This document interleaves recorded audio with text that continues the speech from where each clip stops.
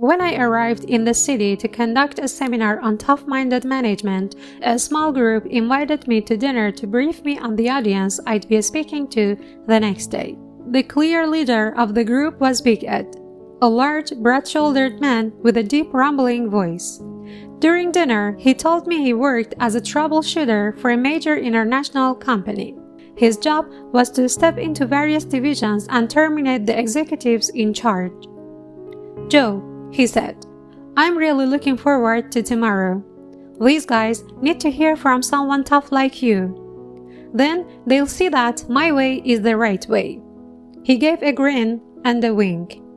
I smiled to myself.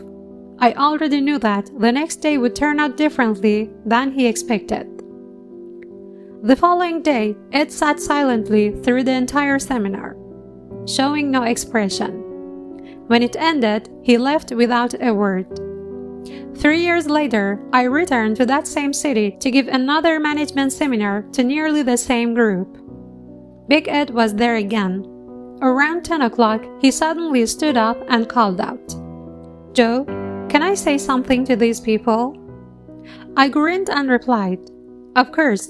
When someone's as big as you, Ed, he can say anything he wants."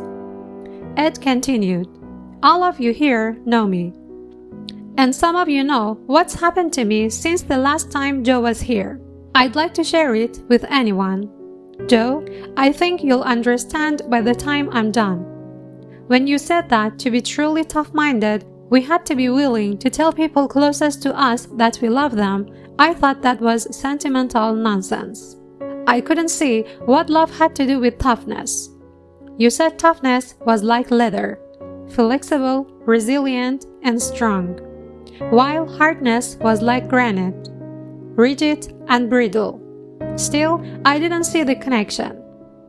That night, sitting across the living room from my wife, your words kept echoing in my mind.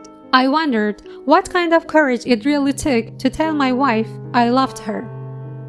Anyone could do that, couldn't they? You'd said to do it in the daylight, not in the bedroom. So I tried. Cleared my throat, started to speak, and then stopped. My wife looked up and asked, "What did you say?" I muttered, "Oh, nothing." Then suddenly, I stood up, walked across the room, pushed her newspaper aside and said, "Alice, I love you."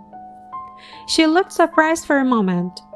Then tears filled her eyes and she said softly, "Ed, I love you too, but this is the first time in 25 years you'd said it like that." We talked for a while about how love, when there is enough of it, can dissolve tension. On impulse, I decided to call my oldest son in New York. We'd never communicated well. When he answered, I blurted out, "Son, you're probably going to think I've been drinking, but I'm not. I just wanted to tell you I love you." There was a long pause. Then he said quietly, "Dad, I guess I've always known that, but it sure feels good to hear it. I love you too." We had a great talk. Then I called my younger son in San Francisco. We'd always been closer, and told him the same thing.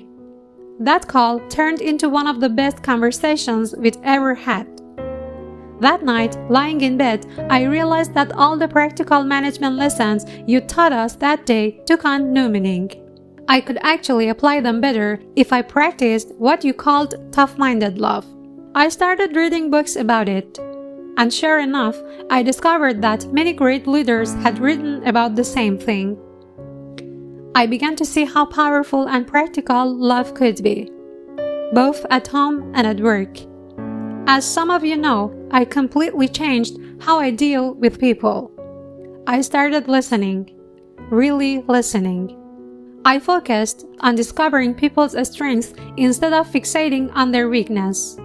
I found real joy in helping build their confidence. And maybe most important, I learned that one of the best ways to show love and respect for people is to expect them to use their strength to achieve the goals we set together.